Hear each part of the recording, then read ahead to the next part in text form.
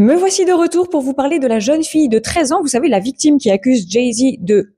Elle revient sur ses allégations en disant que peut-être elle a commis quelques erreurs. Évidemment, après avoir admis ces quelques erreurs dans ses déclarations, Jay-Z s'empresse de demander que l'affaire soit classée sans suite. En tournée du montage, n'hésitez pas à vous abonner à cette chaîne et vous pouvez également vous inscrire à la newsletter, vous trouverez le lien dans la biographie.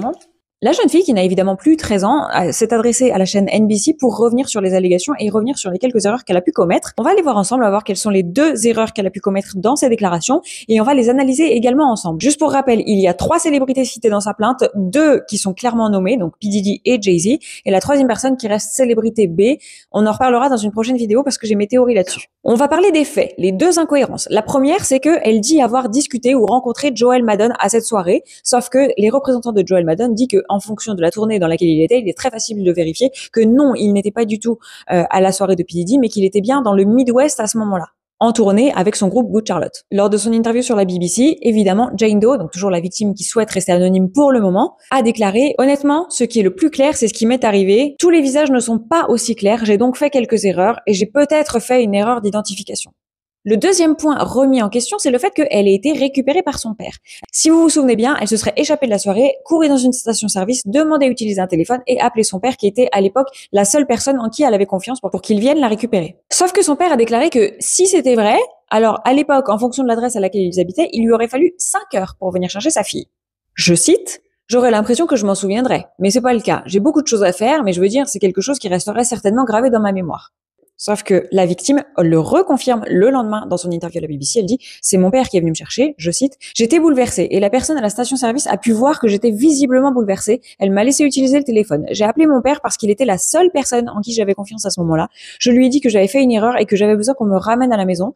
Nous sommes rentrés à la maison en silence et il ne m'a pas demandé ce qui s'était passé. Il ne m'a pas demandé ce que j'avais fait ni où j'étais. » Tony Buzbee a commenté les souvenirs de son père en disant « On est d'accord, il s'en souvient pas. » J'aimerais porter votre attention sur plusieurs choses. On va commencer par le père. Le père a donné une interview la veille de l'interview de sa fille pour confronter justement toutes ses erreurs dans ses déclarations, dans ses allégations. Et c'est dans cette interview qu'il a précisé que non, il n'était pas allé chercher sa fille. Pourquoi est-ce qu'il aurait donné une interview la veille? Pourquoi est-ce qu'il serait allé contre les dires de sa fille? Pourquoi est-ce qu'il n'a pas simplement dit « no comment » ? Ce qui est quand même conseillé dans un cas de haut profil comme celui-ci. On peut imaginer plusieurs théories, plusieurs hypothèses. On peut imaginer que effectivement, il sait que sa fille ment, et donc il ne souhaite pas contribuer au mensonge. Ça, c'est la première hypothèse. On peut aussi imaginer que depuis, ils se sont querellés pour X ou Y raison, et que, voilà, il a décidé de nier tout ce qu'elle dit. Mais il y a une autre théorie qui circule sur Internet en ce moment, et c'est celle sur laquelle j'aimerais qu'on se focalise maintenant. Je parle bien de théorie, je ne parle pas de faits. La théorie, c'est que Jay-Z et son avocat, Alex Spiro, auraient envoyé auprès du cabinet d'avocats de Tony Buzbee, donc The Buzbee Law Firm, auraient envoyé des fausses victimes, avec des témoignages ou en tout cas des récits de scénarios très plausibles, de très bons acteurs également, mais que ces victimes ne sont pas de vraies victimes, et que donc, pour l'équipe de Alex Spiro et pour l'équipe de Jay-Z, c'est évidemment très facile de pointer du doigt les erreurs dans les allégations. Je ne dis pas que c'est une excuse, mais avec tous les appels téléphoniques reçus, toutes les plaintes à analyser, à filtrer, à monter, à déposer au tribunal, il est tout à fait possible d'avoir laissé passer de petites erreurs, en tout cas dans l'allégation de cette fameuse Jane Doe, qui continue à ne rien lâcher cependant.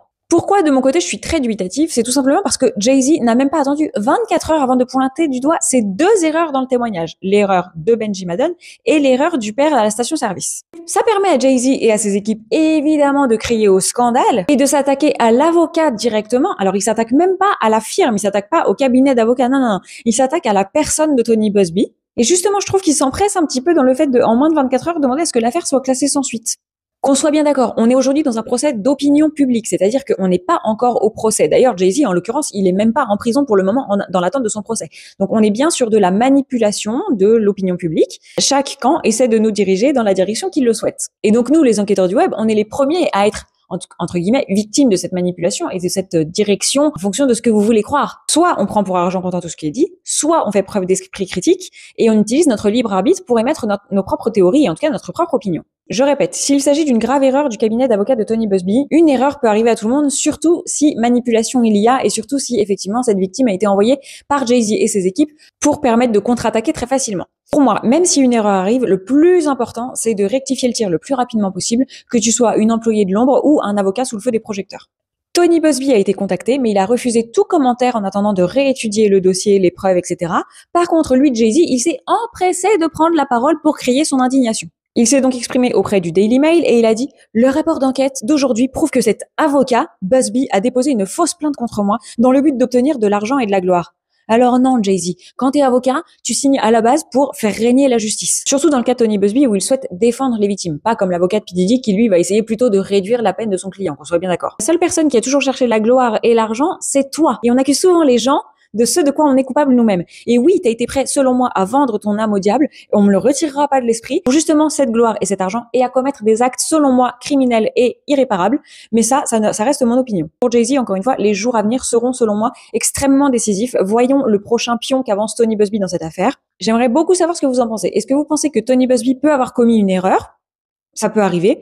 Ou est-ce que vous pensez que c'est un coup monté de l'équipe de Jay-Z et que potentiellement, effectivement, il est tombé dans le panneau et que c'est pour ça que ça a été aussi facile pour Jay-Z en moins de 24 heures de dire « Ah non, c'est pas vrai, elle a pas rencontré Benji Madden parce que Benji Madden, il était pas là à ce moment-là.